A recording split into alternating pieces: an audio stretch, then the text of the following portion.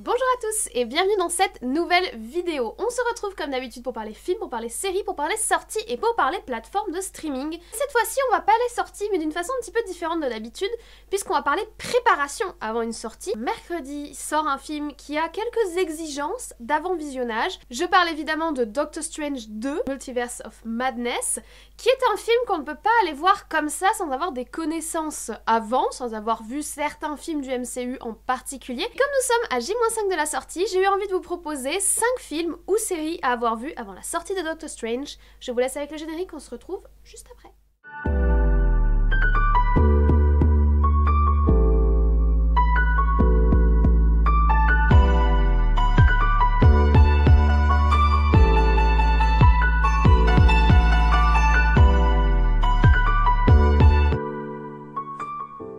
Alors le tout premier film à avoir vu avant d'aller découvrir Doctor Strange 2, ça paraît évident, mais c'est le premier film, Doctor Strange 1, qui est sorti en 2016. Il faisait partie de la phase 3 du MCU. Il a permis l'introduction du personnage Doctor Strange en tant que héros dans l'univers du MCU et dans ce qui va devenir le multivers du MCU, si on peut dire maintenant. On y apprend les origines de son pouvoir, on y apprend aussi à connaître sa personnalité, ses failles, ses faiblesses, ses forces, etc.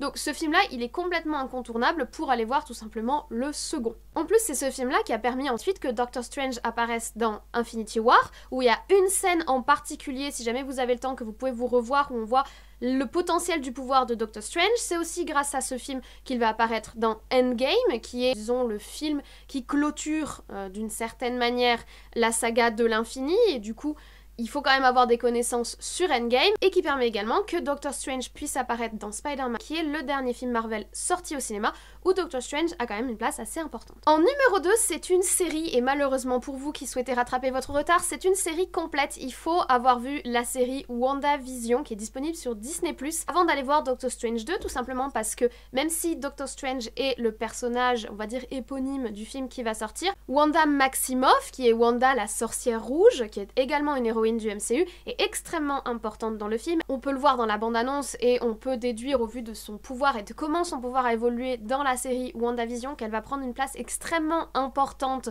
dans le film qui est à venir. Donc si vous n'avez pas encore vu la série, c'est le moment de vous rattraper. C'est une des meilleures séries du MCU, très honnêtement, donc vous n'allez pas perdre votre temps. On y apprend vraiment beaucoup de choses sur le développement du caractère du personnage de Wanda, mais également sur le développement de ses pouvoirs, et on a également des petites informations sur le monde après le retour des effacés dans Endgame.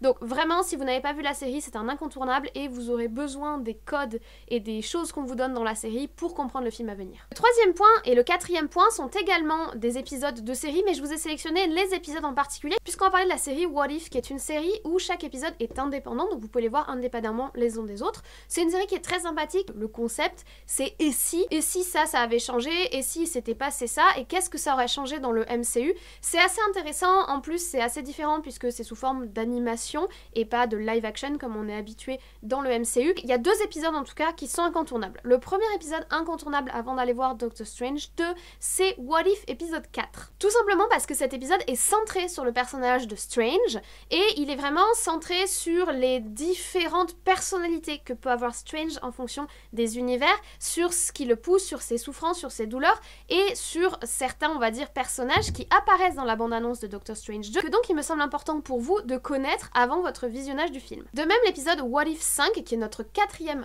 incontournable, est un épisode centré, pas uniquement, mais qui évoque Wanda Maximoff, donc une des autres personnages importants du film à venir, et qui nous montre surtout un avenir assez sombre, puisque c'est un avenir où on retrouve des zombies. C'est l'épisode What If Zombie, c'est un des meilleurs selon moi qui ai regardé la série. Franchement, cet épisode est extrêmement important, puisque là encore, on a eu des indices dans la bande-annonce de Doctor Strange 2 qui semblent nous orienter vers minimum des petits clins d'œil, au maximum vraiment quelque chose, un développement autour de cet épisode What If 5, donc surtout ne passez pas à côté. Notre 5e et dernier incontournable avant d'aller voir Doctor Strange 2, c'est une fois encore une série, oui, désolée, je sais, mais il est temps de la rattraper puisque c'est quand même une très bonne série. C'est la série centrée autour du personnage de Loki qui est disponible sur Disney+, comme la série WandaVision. Pourquoi cette série semble importante à voir avant Doctor Strange 2?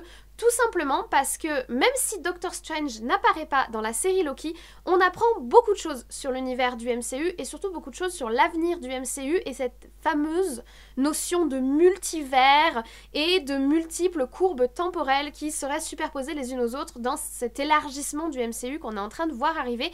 Et vraiment, dans Loki, il y a une énorme ouverture. Alors la série est très fun, très sympathique et aborde ça de façon relativement humoristique, mais vraiment surtout le dernier épisode, on apprend quand même beaucoup de choses sur ce qui est en train de se passer au niveau de la courbe du temps, la fameuse timeline sacrée de la série. Et c'est vrai que le dernier épisode de la série ouvre sur d'énormes possibilités qui semblent être liées à l'avenir du MCU et qui semblent également être liées à ce qui va se passer potentiellement dans ce Doctor Strange 2, tout simplement puisque comme on l'a approché avec les différents épisodes de What If, on pourra avoir une collusion entre différents univers, différentes timelines, en fonction des décisions qui ont été prises et qui ont divisé la timeline sacrée de Loki, et il paraît donc important de s'y connaître un peu plus dans cette histoire de temps et en quoi le temps est si important et en quoi ces lignes de temps multiples sont aussi importantes dans le futur du MCU. Vous avez déjà tout vu et vous souhaitez un petit bonus, j'en ai même plusieurs pour vous. Tout d'abord, l'épisode de What If 1 qui évoque Carter, enfin l'agent Carter. Donc si vous connaissez l'agent Carter, c'est Peggy Carter. Peggy qui était aux côtés de Captain America lorsqu'il est devenu Captain America. Et l'épisode What If 1 nous propose une réalité donc alternative, c'est tout le principe de What If comme je vous l'ai expliqué. Et il semblerait que certains fans aient décelé dans la bande-annonce de Doctor Strange 2 des indices qui mèneraient à cet épisode 1 de What If autour de l'agent Carter. Autre bonus, là encore je me fie aux yeux extrêmement aiguisés de certains fans qui sont des fous dangereux des analyses, enfin des fous dangereux, moi je trouve ça génial, mais des analyses de bande-annonce. Moi j'évite, vous le savez, de trop regarder les bandes-annonces. Doctor Strange 2, j'ai vu qu'une seule bande-annonce très rapidement et j'ai essayé de pas l'analyser parce que je veux pas trop avoir d'attente, mais apparemment on aurait entreaperçu un crâne chauve, on aurait entreaperçu potentiellement un fauteuil roulant, ce qui nous guiderait vers un Charles Xavier. Or quand on parle de Charles Xavier, on parle forcément de X-Men 1 et même peut-être même X-Men 2 puisque c'est mon favori. Ça fait jamais de mal de les revoir, donc si jamais vous souhaitez être prêt en cas de toute possibilité d'apparition de Charles Xavier, le chef des X-Men, vous pouvez vous revoir toujours avec plaisir X-Men 1 et X-Men 2. Je ne m'étalerai pas plus sur les possibilités que nous offre ce film, je le découvrirai comme vous mercredi dans 5 jours. Moi j'ai déjà fait mes révisions, j'ai même re-regardé l'intégralité du MCU, donc je ne suis pas du tout dans l'excès.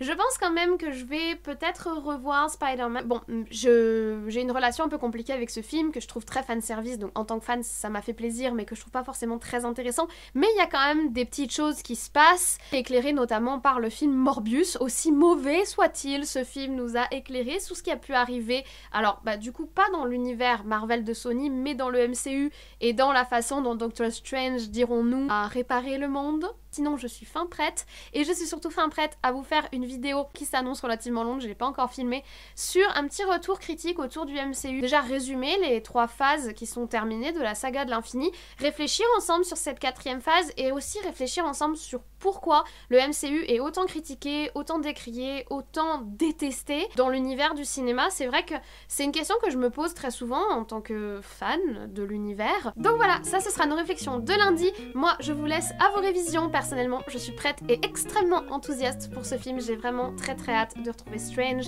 j'ai vraiment très hâte de retrouver Wanda, j'ai vraiment très hâte de retrouver le MCU et j'ai également très hâte de voir ce qu'on nous réserve et à quelle sauce on va être mangé parce que vraiment, je sens qu'il y a quelque chose qui est en train un gros bouleversement qui est en train de nous arriver dessus, donc bon, je suis enthousiaste. Merci à vous d'avoir regardé cette vidéo. Si vous n'êtes pas abonné, n'hésitez pas à le faire dès maintenant, n'hésitez pas à activer la cloche, n'hésitez pas à liker la vidéo si vous avez aimé, n'hésitez pas à laisser un commentaire si vous pensez que je me suis trompée.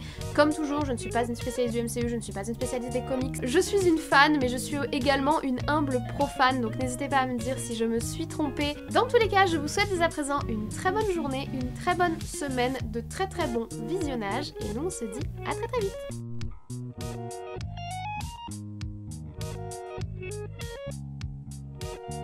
Alors, le premier film à avoir absolument vu avant d'aller voir Doctor Strange 2, c'est tout simplement, et ça paraît évident mais il faut le dire, Doctor Strange 1. Alors Strange, il est apparu